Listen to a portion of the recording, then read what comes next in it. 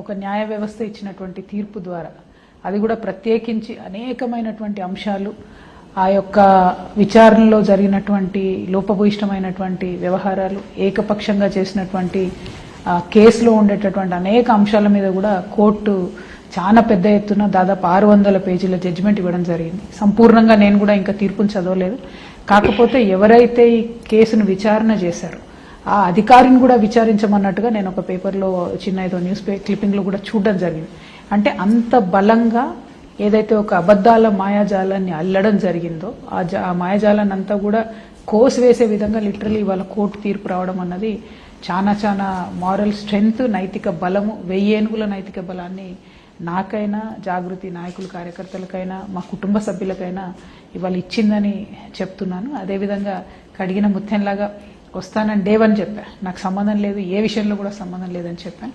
ఇవాళ అదే నిజం అని చెప్పి కోర్టు చెప్పడం చాలా సంతోషం. 5.5 నెలల పాటు జైలు జీవితాన్ని గడిపారు. కల్వకుంట్ల కవిత కేసీఆర్ కూతురు అంటే అంశతూలిక పాన్పుల మీద వచ్చిన కవితగా చూస్తారు అందరూ. అలాంటి కవిత 5.5 నెలల పాటు ఒక రాజకీయ కక్షతో ఈ కేసు పెట్టారని మీరు చాలాసార్లు చెప్పారు. అదే కేసీఆర్ గారు కూడా చెప్పారు. బీఆర్ఎస్ ని వ్యక్తిగతంగా, బీఆర్ఎస్ తో పాటు నన్ను అణిచివేయడానికి నా కూతుర్ని అడ్డం పెట్టుకుని రాజకీయం చేశారని కూడా ఆయన ఆరోపించారు. ఆ రోజు మీరు సమర్థించారు. కానీ ఇదే రోజు కేటీఆర్ గారు ట్వీట్ చేస్తే మాత్రం దాన్ని వ్యతిరేకించారు. అంటే పార్లమెంట్ ఎన్నికల్లో, అసెంబ్లీ ఎన్నికల్లో బీఆర్ఎస్ ఓడిపోవడానికి కూడా ఇది కారణం, ఈ ఎన్నికల్లో ఓడించడానికే ఇటువంటి ప్రయత్నం చేసింది బీజేపీ అని చెప్తే ఎట్లా, ఈ వైరుధ్యాన్ని ఎట్లా చూడాలి మేడం? నా మాటలో ఎప్పుడు వైరుధ్యం లేదండి. 1, 2 మీరు అన్నట్టు 5.5 నెలలు కేసీఆర్ బిడ్డగానే కాదు, ఒక సాధారణ మధ్యతరగతి కుటుంబం నుంచి వచ్చినటువంటి వ్యక్తిగానే కాదు, ఎవరు కూడా తిహార్ జైల్లో, ఆ మహిళల జైల్లో ఉండడం అనేది చాలా దుర్భరంగా ఉంటుంది. ఆ సమయంలో నా పిల్లలు అప్పుడే ఇంటర్మీడియట్ బోర్డ్ ఎగ్జామ్ రాస్తున్నటువంటి మా అబ్బాయి, వాడిని వదిలిపెట్టి వెళ్ళడము, నేను పడ్డటువంటి మానసిక వేదన, ఇవాళ వచ్చిన తీర్పు కూడా తీర్చలేనిది, పూడ్చలేనిది. నా సమయం, నా జీవితంలో 5.5 నెలల సమయం ఎవరు తిరిగిస్తారు అంటే, తిరిగి చూసుకుంటే జవాబు లేనటువంటి ప్రశ్న. జనరల్గా ఎవరైనా క్యాన్సర్ వచ్చి చచ్చిపోతారంటే కూడా ఒకరోజు బతికితే ఎక్కువ అనుకుంటాం. ఎవరన్నా బెడ్ మీద ఉంటే వెంటిలేటర్ మీదకి వెళ్ళి తీసేయాలంటే కూడా ఇంకొక గంట ఉండాలి మా వాళ్ళు అనుకుంటాం. అట్లాంటిది నా జీవితంలో 5.5 నెలలు నా పిల్లలకు దూరం అయ్యి రకరకాల ఆరోగ్య సమస్యలతో బాధపడడం అన్నది మామూలు విషయం కాదు. సో పర్సనల్లీ అయినా ఆ సమయంలో నా మీద జరిగినటువంటి వ్యక్తిత్వ హననం మీకు కూడా తెలుసు.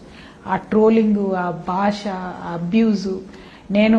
నన్ను జైలుకి తీసుకెళ్తుంటే నా కొడుకు టీనేజర్, వాడిని పిలిచి చెప్పాను, నాన్న ప్లీజ్ ఇంటర్నెట్ చూడకు నాన్న అని చెప్పి వెళ్ళా జైలుకి నేను.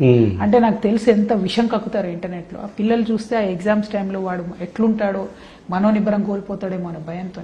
అంటే ఎందుకు ఇంత చెప్తున్నా అంటే అండి, ఇంతవరకు ఎప్పుడు కూడా నేను చెప్పలేదు. మీరు చూసారు ఏ ఇంటర్వ్యూలో కూడా నేను చాలా స్ట్రాంగ్గా మాట్లాడే చెప్పలేదు. ఎందుకు ఇంత షేర్ చేసుకుంటున్నా అంటే, ఇంత హింస, ఇంత క్షోభ ఎందుకు పడ్డా అండి నేను? పార్టీ కోసమే కదా, కేసీఆర్ గారి కోసమే కదా. ఇవాళ అసెంబ్లీ ఎన్నికల్లో ఓటమి నా వల్ల, ఈ కేసు వల్ల జరిగిందని నేను ఈరోజు పరమ సంతోషంగా ఉండాల్సిన రోజు. ఈరోజు కేటీఆర్ గారు కంగ్రాచులేషన్స్ చెప్పి వదిలేస్తే అయిపోయేది. అట్లా కాకుండా అసలు 2 ఎన్నికలు ఓడిపోవడానికి ఈ కేసు కారణం అనేటటువంటి మాట మాట్లాడారు కదా, చాలా తీవ్రంగా బాధించిందండి నన్ను. ఎందుకంటే మీరు యాజ్ అ సీనియర్ జర్నలిస్ట్ ఈ ఎన్నికల్లో మొత్తం మీరు కూడా చూశారు. ఏం జరిగిందండి అసెంబ్లీ ఎన్నికల్లో డిస్కషన్? అరే 15 మంది కేసీఆర్ వేరే వాళ్ళకి సీట్లు ఇస్తే అయిపోతుండే కదా అన్నారు. దోపిడీదారులుగా ముద్రపడ్డ ఎమ్మెల్యేలకు, హత్య ఆరోపణలు ఎదుర్కొంటున్న ఎమ్మెల్యేలకు, అత్యాచారాలు ఆరోపణలు ఎదుర్కొంటున్నటువంటి ఎమ్మెల్యేలకు, జనము వీళ్ళు వద్దు అని రిప్రజెంటేషన్ ఇచ్చిన ఎమ్మెల్యేలను కూడా వాళ్ళ నెత్తిన బలవంతంగా రుద్దడానికి ప్రయత్నం చేస్తే, నేను ఎవరిని పెడితే వాళ్ళకు ఓటేయాలి, మంచోడైనా చెడ్డోడైనా పుట్టోడైనా పొడవుడైనా నేను చెప్పినోని కోటేయాలనే అహంకార ధోరణితో ఇవాళ బీఆర్ఎస్ పార్టీ కూటమి ఎదురైంది. అది గమనించకుండా ఇప్పుడు కూడా తప్పును పక్కోల మీదకి ట్రాన్స్ఫర్ చేయడం ఏంటండి? ఇవాళ నిజంగా నాకు ఎంత సంతోషకరమైన రోజు, నాకైనా నా కుటుంబానికైనా. ఈ రోజు ఆ ట్వీట్, దానివల్ల ఇప్పుడేంటి, నేను అసెంబ్లీ ఎన్నికల్లో మా లోటుపాట్లన్నీ కప్పిపుచ్చుకోవాలి, పార్లమెంట్ ఎన్నికల్లో డెఫినెట్గా చర్చ నా మీద జరిగింది. ఆల్రెడీ నేను అప్పటికి జైల్లో ఉన్నా. అసెంబ్లీ ఎన్నికలు జరిగింది నవంబర్లో, రిజల్ట్ వచ్చింది డిసెంబర్లో, నన్ను అరెస్ట్ చేసింది మార్చిలో. ఏది వచ్చే నెక్స్ట్ ఇయర్ మార్చిలో. ఎట్లా ఎఫెక్ట్ అవుతుంది? ఓకే, పార్లమెంట్ ఎన్నికల్లో ఏమైనా ఎఫెక్ట్ అయింది, చర్చ జరిగిందంటే I can understand, everybody can understand. కానీ అంతకన్నా 2 ఏళ్ల ముందు నుంచి నా మీద కేసు నడుస్తుంది కదా. ఆ మధ్యలో జరిగిన అన్ని ఎన్నికలు ఓడిపోయారా మీరు? మునుగోడు ఓడిపోయారా? హుజూర్ నగర్ ఓడిపోయారా? చెప్పండి. అట్లా కాదు కదా, ఒక లాజిక్ ఉండాలి. నేనేమంటున్నా, నిజం చెప్పాలి, నిజం చెప్పాలి.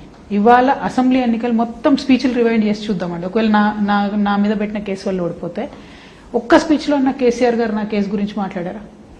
ఒక్క స్పీచ్లో ఉన్న కేటీఆర్ గారు నా కేసు గురించి మాట్లాడారా? అంటే ఇప్పుడు ఆపోజిషన్ పార్టీ దాడి చేస్తుంటే దానికి జవాబు ఇస్తాం కదా. ఒక్క దాంట్లో ఇచ్చారు, మీరు చూసుకోండి. నేను కాదు, నేను ప్రజల్ని కోరుతున్నా, రిక్వెస్ట్ చేస్తున్నా.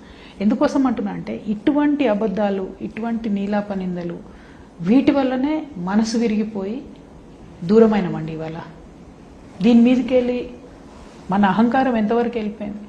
ఒక గద్దరని వస్తే లోపల రానియం, ఒక మంత్రి వస్తే డైరెక్ట్గా లోపల పోడేలు, ఒక ఎమ్మెల్యేకి ఎప్పుడు అపాయింట్మెంట్ దొరుకుతుందో తెలియదు. ఇక సామాన్య కార్యకర్తలకైతే వెంకటేశ్వర స్వామి దర్శనం దొరుకుతుంది కానీ ఇంకెవరి దర్శనం దొరకదు అనేటటువంటి పరిస్థితి.